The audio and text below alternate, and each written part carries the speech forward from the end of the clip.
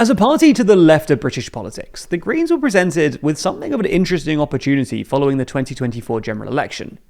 Keir Starmer had spent years purging the Labour Party of its most left-wing elements, and tacked to the right once he actually entered office. Many people expected this to benefit the Greens, as perhaps a natural home to disaffected left-wing voters who'd voted Labour in the past but were put off by Starmer's brand of centrism. Under Adrian Ramsay and Carla Denyer, the previous Green leaders, this didn't really happen. The Greens' polling remained stagnant at about 10%, and criticisms were made of their timid approach towards Labour and their poor use of social media. This all seems to have changed, though, under the new Green leader, Zach Polanski. So in this video, we're going to take a look at the Greens' polling over the last year, why their polling seems to be surging now, and what they need to focus on if they want to remain in this position in the polls.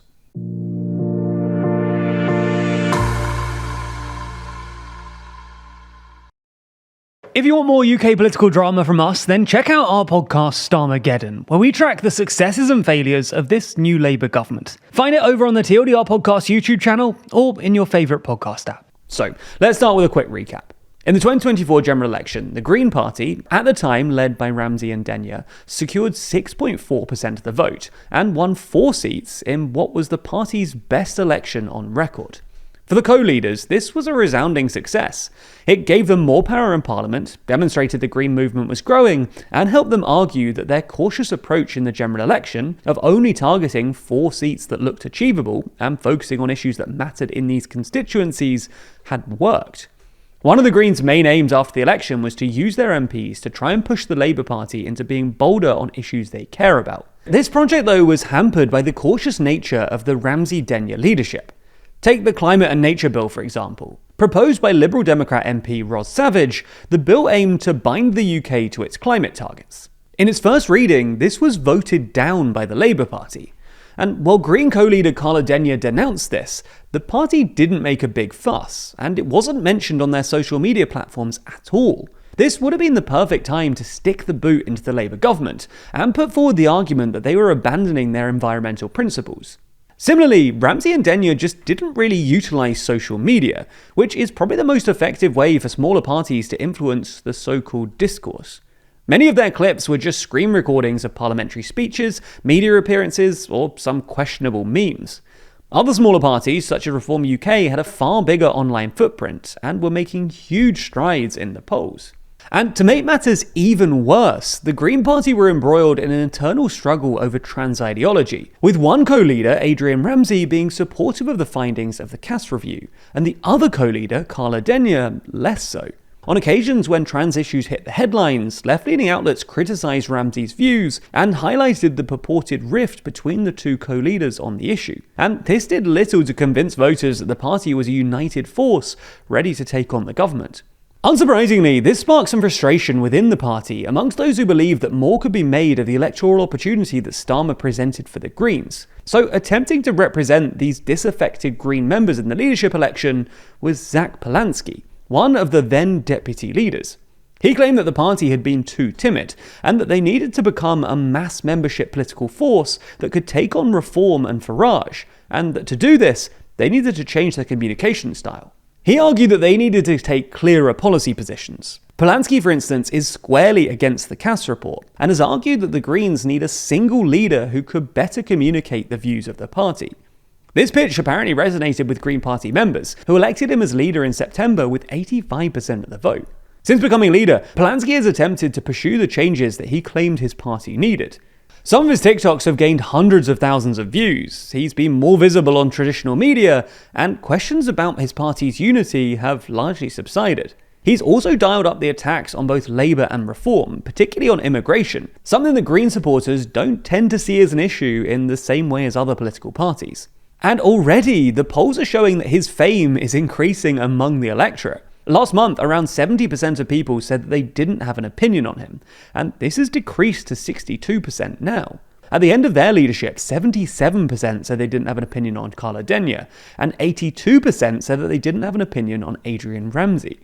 Similarly, the feuds and spats between Jeremy Corbyn and Zara Sultana, who are attempting to set up a grassroots left-wing party of their own, have only served to help the Greens. Both parties are attempting to capture a similar section of the electorate, and had Sultana and Corbyn not fallen out, there's a risk that they might have taken support from the Greens, and this is looking less likely now. All of this has consequently resulted in an impressive bump in the polls. A few months ago, the Greens were polling at 7 or 8%. Now they're polling at around 12%, with some pollsters, such as Find Out Now and the latest YouGov poll, putting them on 15%. If we dive a little deeper into the polling, it's evidence that a lot of this rise seems to actually come at the expense of Labour. Back in February, around 5% of 2024 Labour voters said that they supported the Greens. The most recent YouGov poll puts this figure at 15%. So clearly, Polanski's more confrontational approach to the government is resonating with disaffected Labour voters. Separately, Polanski's focus on social media has helped him gain support from younger voters. Back in February, 25% of those aged 18 to 24 said that they would vote Green. This has now risen to 30%, a 5-point increase. And when we turn to the Greens' membership figures, we can see that support isn't just confined to the polls. Following Polanski's appearance on Laura Kuenssberg at the weekend, the Greens gained an extra 1,000 members, taking their overall membership to 126,000 people, making them the third largest party in the UK in terms of membership size. All of this is very impressive for a smaller party, and demonstrates that Polanski's leadership style seems to be working. The question though is, can this surge actually last? Well, as with all smaller parties, this will be determined by two things. Firstly, whether Labour remains popular, given that a lot of the Greens' recent increase has been driven by dissatisfaction with the Labour Party, and secondly, whether Polanski can avoid any public falling outs with Green colleagues.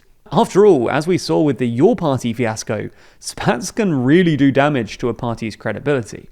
Before you go, we've just announced our new coffee table book, Assembly Required, a 300-page book which highlights 27 of the world's most beautiful parliament buildings, from the classics like the British Parliament in Westminster, to the US Capitol or the Hungarian Parliament, to ones you might not expect, like New Zealand, Bhutan or Bangladesh. For each parliament, we don't just show beautiful photos of these actually incredible buildings, we also tell you the stories behind the buildings, both through passages written by our team, as well as through detailed custom-designed floor plans and diagrams. We really did spend a long time on this too. We spent ages digging into the stories of parliament buildings all around the world, before narrowing it down to just the most interesting and beautiful buildings, writing tens of thousands of words to tell you their stories. We've also made both desk and wall calendars based on Assembly Required too, allowing you to experience these beautiful buildings year-round. Both are also double-sided, providing tons of bonus images for you to enjoy.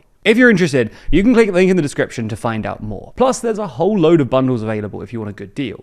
Plus, if you do want a copy, then you can get 15% off anything Assembly Required by using the code ASSEMBLY. That code only lasts for this week, so if you're interested, now's your time. Anyway, this is just another way that you can help fund our journalism. So if you are interested, then your support will help us to continue investing in our journalism, as well as providing free content for years to come.